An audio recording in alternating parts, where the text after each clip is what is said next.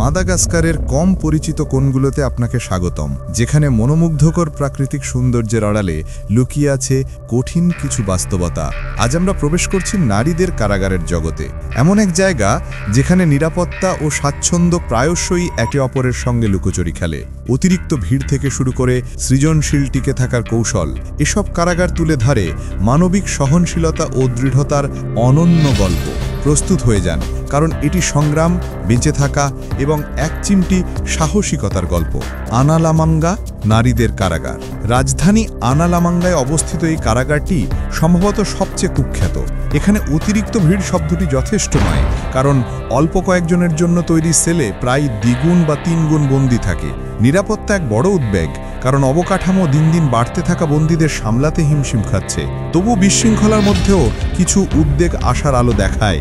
এখানে নারী বন্দীদের জন্য পেশাগত প্রশিক্ষণের ব্যবস্থা রয়েছে, যা তাদের ভবিষ্যতের জন্য সামান্য হলেও দিক নির্দেশনা দেয়। এই কারাগারটির বিশেষ কুখ্যাতি আরও একটি কারণে। এখানে শুধু নারী নয়, কিশোরী মেয়েরাও বন্দী, যাদের অনেকের বিচার এখনো শুরুই হয়নি। অর্থাৎ অনেক তরুণ জীবন আইনি অনিশ্চয়তার মধ্যে আটকে আছে। এখানে অতিরিক্ত ভিড়, নোংরা পরিবেশ ও সীমিত সম্পদের সমস্যা ভয়াবহ। এরপর আমরা যাই মাহাজাঙ্গা নারীদের কারাগারে। এখানকার প্রাকৃতিক পরিবেশ যতটা সুন্দর, ভেতরের অবস্থা ততটাই কঠিন। যদিও এটি আনালামাঙ্গার মতো ভিড় নয়, তবুও মৌলিক সুবিধার অভাব এখানে স্পষ্ট।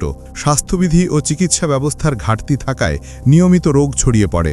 তবে ইতিবাচক দিক হলো এখানে মানসিক স্বাস্থ্যের যত্ন নেওয়ার কিছু কার্যক্রম চালু হয়েছে, কারণ সত্যি বলতে কারাগারে টিকে থাকা কোনো সহজ ব্যাপার নয়। তোমাসিনা নারীদের কারাগার। তোমাসিনা কারাগারও অতিরিক্ত বন্দীতে ভরপুর, কিন্তু এর ভেতরে রয়েছে এক ব্যতিক্রমী উদ্যোগ, একটি ছোট্ট কমিউনিটি গার্ডেন। হ্যাঁ, বন্দীরা এখানে সবজি ফলাতে পারে, যা তাদের জন্য একটুখানি মুক্তির অনুভূতি দেয়। এটি শুধু খাদ্য সরবরাহে সাহায্য করে না, বরং মানসিক প্রশান্তির উৎস হিসেবেও কাজ করে। তবে এখানেও নিরাপত্তা নিয়ে উদ্বেগ রয়ে গেছে, কারণ শৃঙ্খলা বজায় রাখা প্রশাসনের জন্য এক বিশাল চ্যালেঞ্জ। ফিয়ানা রানসোয়া নারীদের কারাগার। উচ্চভূমিতে অবস্থিত এই কারাগারটি তুলনামূলকভাবে ভালো অবস্থায় রয়েছে। যদিও অতিরিক্ত ভিড় এখানেও সমস্যা, কিন্তু নিরাপত্তা ও পরিচ্ছন্নতার দিকে কিছু উন্নতি হয়েছে। নারী বন্দীরা এখানে দক্ষতা উন্নয়নের প্রশিক্ষণ নেয়, যা মুক্তির পর জীবনে কাজে লাগতে পারে। তবে মানসিক স্বাস্থ্যসেবা ও পুনর্বাসনের ঘাটতির কারণে অনেক নারী অনিশ্চয়তার মধ্যে দিন কাটায়। তোলিয়ারা নারীদের কারাগার, যা মাদাগাস্কারের কারাগার ব্যবস্থার কঠিন বাস্তবতার প্রতিচ্ছবি। ভিড়, অপর্যাপ্ত সম্পদ ও সীমিত জায়গা, সব মিলিয়ে এটি এক চরম কষ্টের জায়গা। ব্যক্তিগত পরিসর এখানে প্রায় নেই বললেই চলে, ফলে বন্দীদের মধ্যে সংঘাত প্রায়ই দেখা যায়। তবুও হতাশার মাঝেও কিছু নারী একে অপরের সঙ্গে ঘনিষ্ঠ বন্ধন তৈরি করে বেঁচে থাকার শক্তি খুঁজে পেয়েছেন।